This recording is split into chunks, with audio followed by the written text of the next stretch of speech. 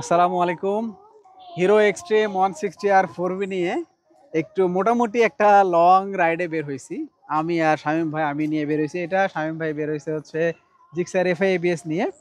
তো আমরা যাইতেছি গাইবান্ধার সাগাটা থেকে সারিয়াকান্দির দিকে।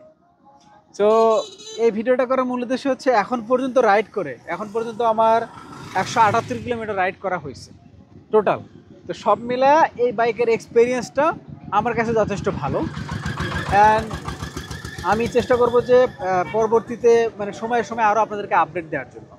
আর এই জায়গাটাতে মূলত দাঁড়ানোর মূল উদ্দেশ্য হচ্ছে জায়গাটা খুব ভালো লাগছে। এবং দেখেন এখানে রংধনু, দুই পাশে দুইটা রংধনু, ওই পাশে একটা আবার এই পাশেও একটা, মানে কি সুন্দর, মানে পুরোটা মিলে গেছে। এটা আসলে একটাই রংধনু না, একদম কি সুন্দর মিলে গেছে। তো জায়গাটা আসলে খুবই দারুণ, এদিকে কি সুন্দর বাতাস। আমি এখানে আসলে শুয়েছিলাম, এখানে মাথা দিয়ে এখানে শুয়েছিলাম। তো জায়গাটা আসলে সুন্দর অনেক। আমার সারিয়াকান্দি মনে হয় আমাদের আরো সামনে যাইতে হবে, আরো মনে হয় 6-7 কিলো হয়তো বা সামনে।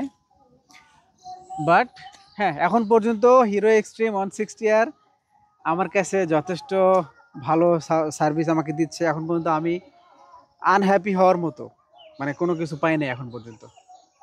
সো যারা জানতে চাচ্ছিলেন যে এটার একটু লং ট্যুরে এক্সপিরিয়েন্স কেমন, সেই হিসেবে ভালো। বাট হ্যাঁ, একটা বাইক তো মোটামুটি 1 ঘন্টা পর পর একটা ব্রেক দিতে হয়। এতে করে যেটা হবে, আমাদের যত ভালো বাইকই হোক না কেন, আমরা যদি ব্রেক না দিয়ে চালাই অবশ্যই হচ্ছে পিঠে বা কোমরে একটু ব্যথা করবে। যেমন হয়তো বা আমি যখন এটা চালাইছি 50 কিলোর মতো, 45-50 কিলোর মতো, তখন কোনো ব্যথা অনুভব করি নাই। বাট তারপরে যখন আরো 20 কিলো 15 কিলোর মতো চালাইলাম, এখন আমার পিঠের মাঝখানটা একটু ব্যথা হচ্ছে, যেটা আসলে আমি দীর্ঘক্ষণ বসে থাকলে এমনিও আমার হয়।